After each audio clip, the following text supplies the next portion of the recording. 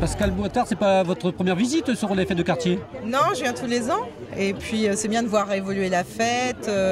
C'est toujours important de rencontrer aussi les associations, ceux qui au quotidien en fait, font vivre aussi le quartier.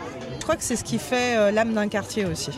Donc ça c'est important, c'est pour ça qu'on avait des inquiétudes quand beaucoup d'associations ont mis la clé sous la porte, si je puis dire. Et puis ça renaît, donc je trouve ça bien parce que c'est important pour les jeunes. C'est important d'avoir des adultes avec eux qui en dehors de l'école peuvent aussi leur tendre la main, leur montrer qu'on peut faire du sport, qu'on peut mener des activités. Puis ça développe aussi des grandes valeurs comme la tolérance, de vivre avec les autres et puis de partager des activités avec d'autres jeunes. Qui m'occupe des personnes âgées maintenant, après m'être occupée des droits des femmes. C'est important aussi qu'il y ait ce lien qui se fasse. Les plus anciens, qui aussi transmettent des savoirs. Et encore une fois, c'est l'éducation populaire, ça s'appelle comme ça, qui est importante parce que les jeunes, ils ont besoin certes de bien travailler à l'école, d'être bien encadrés à l'école. Ils ont besoin aussi, au sein de leur famille, qu'on leur transmette une histoire, des valeurs. Mais il faut aussi des personnes de l'extérieur qui aient ce rôle avec elles et qui transmettent aussi leur mémoire, leurs expériences et puis qui les aident aussi, leur donnent un coup de main de temps en temps, ça fait pas de mal. On travaille beaucoup, les personnes âgées d'ailleurs sont très en demande de pouvoir travailler avec des très jeunes notamment. Donc souvent de prendre le goûter avec elles dans des maisons de retraite, ça se fait beaucoup lorsqu'une maison de retraite est à proximité d'une école. D'aider aussi à faire les devoirs, il y a des associations comme Lire et Faire Lire et bien d'autres qui mettent des anciens au service des plus jeunes, les accompagner, les aider. C'est un peu parfois des grands-parents de substitution quand les grands-parents sont un peu loin. Donc c'est bien.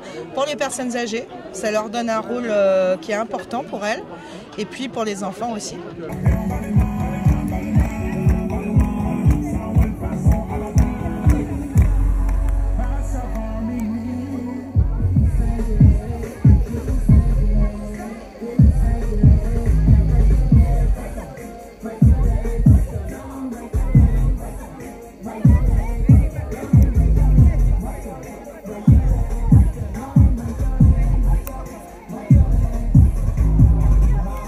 C'est un changement après le succès l'année dernière à Faf et Brossolette.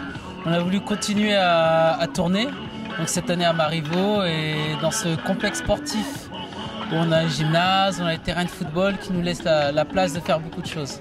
C'est vrai que Marivaux c'est aussi un quartier qui est un peu enclavé, enfin, on y vient que surtout si on y habite, alors que c'est vraiment un beau quartier, vous regardez derrière, enfin, des espaces verts, on a une belle école, on a des structures associatives intéressantes et donc c'était important aussi de venir ici et d'avoir ce temps fort aussi. Les habitants d'ici aussi peuvent bénéficier d'un temps fort.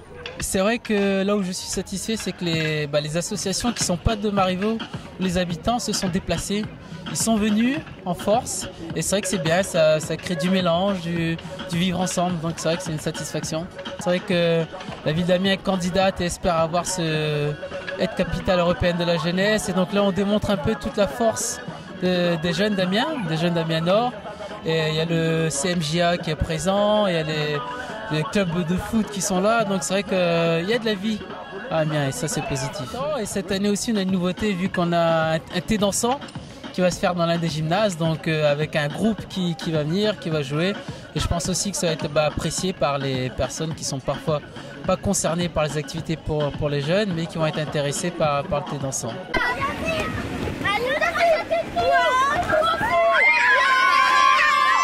Et en fait, on est là surtout pour apporter des conseils maquillage, expliquer le fait d'appliquer le fond de teint, les produits pour les yeux, et puis d'apporter un petit moment de bonheur pour toutes ces femmes qui sont ici. Il faut savoir s'ouvrir au monde et puis et faire participer, être à l'extérieur de son magasin justement pour aller à la rencontre de nos clientes. Et on n'est pas là que pour les attendre en magasin. Voilà, pour moi c'est important. Même pour les femmes qui ne sont pas habituées à se maquiller, en général elles repartent contentes et très surprises de ce qu'on leur fait.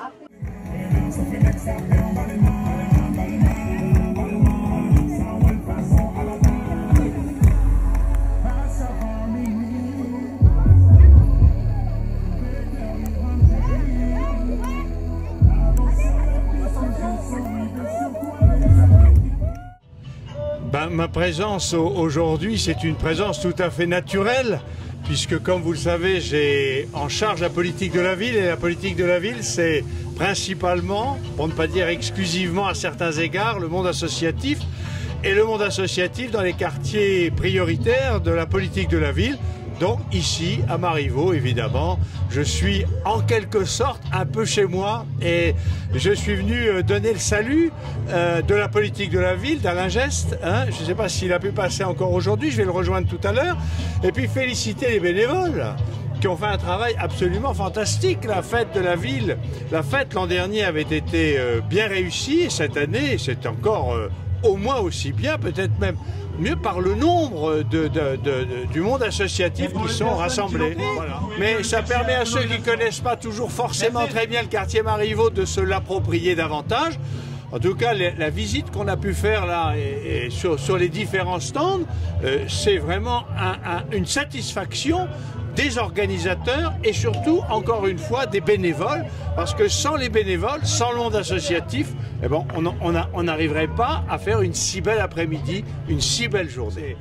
Quand on voit une fête de la qualité de celle-ci, quand on voit la motivation de ceux qui l'ont organisée, quand on voit le nombre de ceux qui se véhiculent sur les stands, la diversité du monde associatif, la vivacité, la vigueur du monde associatif à Amiens, quand on vient nous dire parfois les esprits chagrins, ça fonctionne pas aussi bien que ça devrait, il y a des difficultés. C'est vrai qu'il y a des difficultés dans un certain nombre de quartiers, c'est vrai qu'on est dans une situation économique préoccupante, on sait que les associations ont encore besoin qu'on les aide, bien qu'on soit aujourd'hui nous également, dans une situation financière contrainte, mais quand on voit ce que l'on voit aujourd'hui, eh ben, on a vraiment envie de continuer et puis de leur dire allez, on continue d'avancer et nous on continue de vous aider.